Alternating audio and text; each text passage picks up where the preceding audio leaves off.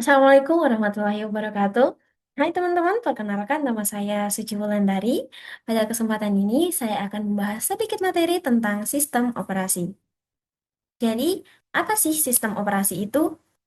Nah, jadi sistem operasi adalah perangkat lunak utama di dalam komputer yang menjadi penghubung antara pengguna dengan perangkat keras. Nah, OS ini akan mengatur dan mengendalikan seluruh proses yang terjadi di dalam sistem komputer, sehingga semua komponen seperti CPU, memori, dan juga perangkat I/O dapat bekerja secara efisien dan terkoordinasi. Tanpa OS, pengguna tidak bisa berinteraksi langsung dengan perangkat keras dari komputer itu sendiri. Nah, beberapa contoh sistem operasi itu seperti macOS, Linux, dan juga Windows, dan masih banyak lagi contoh sistem operasi yang lainnya. Oke, berikutnya. Nah, tentunya sistem operasi ini pasti memiliki beberapa fungsi ya teman-teman. Jadi di sini ada 5 fungsi utama dari OS itu sendiri. Nah, yang pertama adalah untuk mengatur proses atau manajemen proses. Jadi OS ini akan bertugas mengelola semua proses yang berjalan, baik proses dari aplikasi maupun sistem.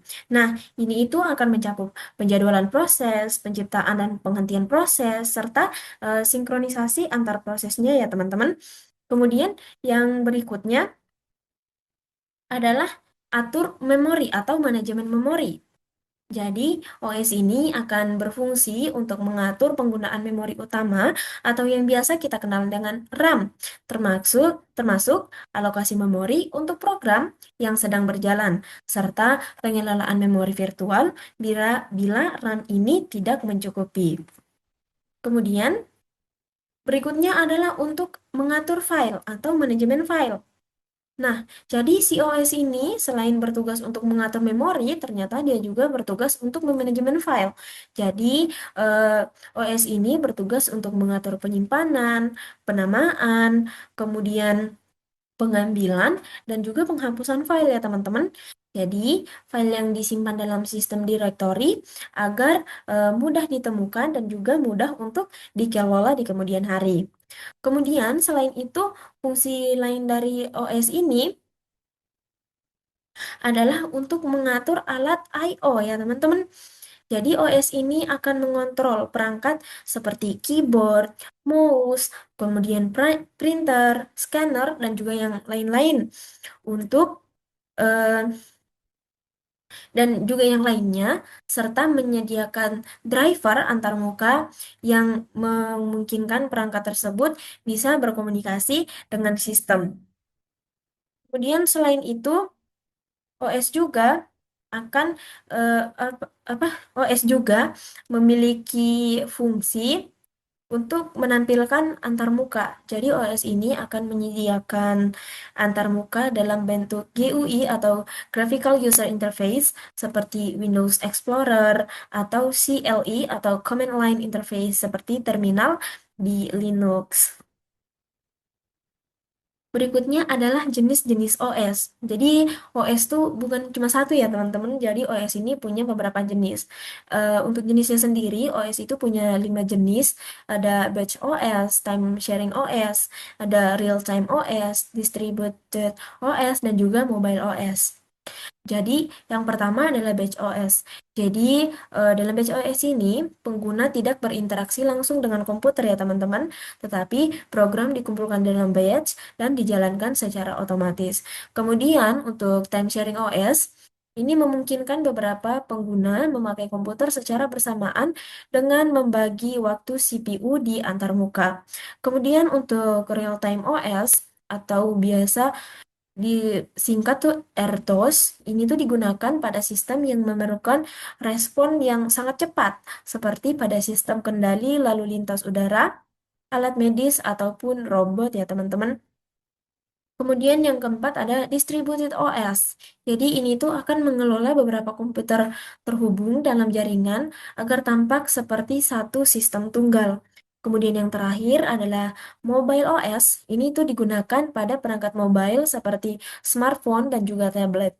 Jadi contohnya tuh seperti Android dan iOS dengan fitur optimasi daya dan dukungan layar sentuh. Kemudian berikutnya adalah struktur OS atau bagaimana sih cara OS ini dibangun. Jadi yang pertama itu ada monolithic kernel. Nah, jadi di monolithic kernel ini semua layanan OS dijalankan dalam satu blok kode. Ini memberikan performa cepat, tapi sulit dalam pemeliharaan dan debugging. Kemudian yang kedua, ada mikrokernel. Nah, jadi pada mikrokernel ini hanya fungsi-fungsi inti seperti komunikasi antar proses, kemudian manajemen memori yang akan berada di kernel. Nah, layanan lain ini akan berjalan di luar kernel, membuatnya lebih stabil dan juga lebih aman. Kemudian yang ketiga adalah modular.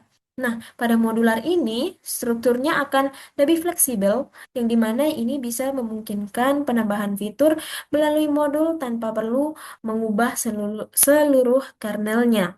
Kemudian yang terakhir adalah layered. Nah, layered ini dibagi lagi menjadi beberapa lapisan-lapisan fungsional. Nah, setiap lapisan hanya berkomunikasi dengan lapisan di atas atau di bawahnya, sehingga lebih mudah dipahami dan juga lebih mudah untuk dikembangkan. Kemudian, nah ini nih, apa sih perbedaan open source dan juga closed source di dalam OS? Nah, jadi pertama kita akan bahas dulu apa sih itu open source. Nah, jadi seperti definisinya sendiri, open source ini berarti kode sumber atau source code-nya dari perangkat lunak tersedia untuk umum dan dapat digunakan, dimodifikasi, dan disebarkan secara bebas oleh siapa saja. Nah, untuk kelebihan dari open source sendiri ini, yaitu gratis, bisa dimodifikasi, dan komunitasnya tuh aktif ya teman-teman. Tapi selain mempunyai kelebihan, tentunya open source ini juga memiliki kekurangan. Nah, untuk kekurangan dari open source sendiri itu ada dua. Yang pertama adalah dia memerlukan skill teknis. Dan yang kedua adalah tidak semua user friendly. Dan untuk contohnya sendiri itu seperti Linux, kemudian FreeBSD, dan juga Android. Kemudian yang berikutnya adalah closed source. Nah, jadi berbeda dengan open source, closed source ini adalah model pengembangan perangkat lunak di mana kode sumber atau source code-nya tidak terbuka atau dipublikasikan untuk umum ya teman-teman. Jadi kode sumber hanya bisa diakses dan dimodifikasi oleh pemiliknya atau orang-orang yang diberi izin khusus. Nah, tentunya closed source ini juga memiliki kelebihan yang membuat dia lebih unggul daripada si open source. Nah, untuk kelebihan yang dimiliki oleh closed source sendiri ini ada tiga. Yang pertama adalah dia mempunyai dukungan yang resmi. Kemudian tampilannya tuh mudah dipakai. Dan yang terakhir dia itu stabil dan juga aman ya teman-teman. Nah, kemudian dia juga memiliki beberapa kekurangan. Nah, untuk kekurangan daripada closed source sendiri ini tuh ada dua. Yang pertama dia itu harus berbayar ya teman-teman, dan dia juga tidak bisa dimodifikasi.